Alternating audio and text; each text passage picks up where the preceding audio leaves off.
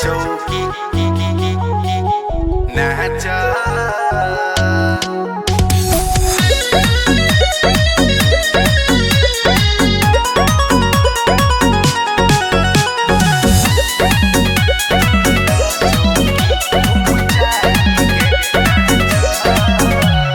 राहिल बाड़ू नाचे नाच हाली हाली ना तो हो जाए आज खाली दुनाली। अरे का कहता रहो राहिल बाड़ू नाचे नाच हाली हाली ना तो हो जाए आज खाली दुनाली। अच्छा ये बात बा थकल बानी पिए ता पानी गला भरा जनी ऐसे चिल्लाई के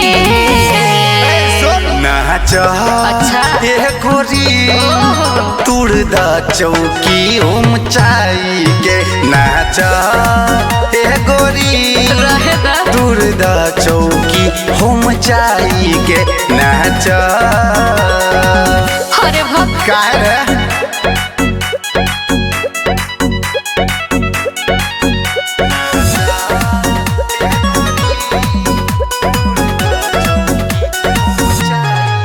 हम नचनिया हई न बुझकनिया हो अपना धान के हक जतावल छोड़ा आज हमारो पे चढ़ गे।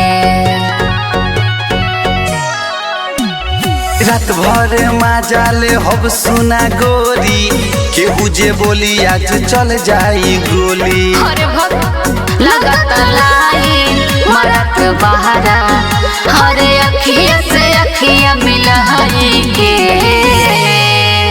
नाच हे गोरी तुरदा चौकी ऊंचाई के नाच हे गोरी तुरदा चौकी ऊंचाई के नाच।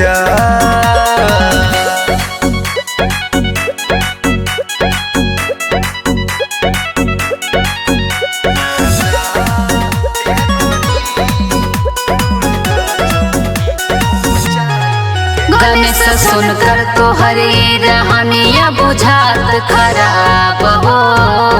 अच्छा हमारा सामने न बना तू बर का नवाब हो।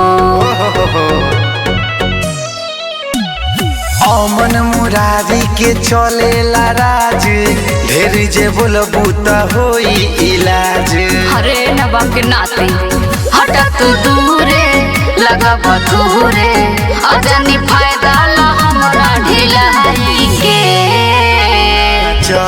अच्छा हे गोरी तुरदा चौकी ऊंचाई के नाच हे गोरी तुरदा चौकी ऊंचाई के नाच।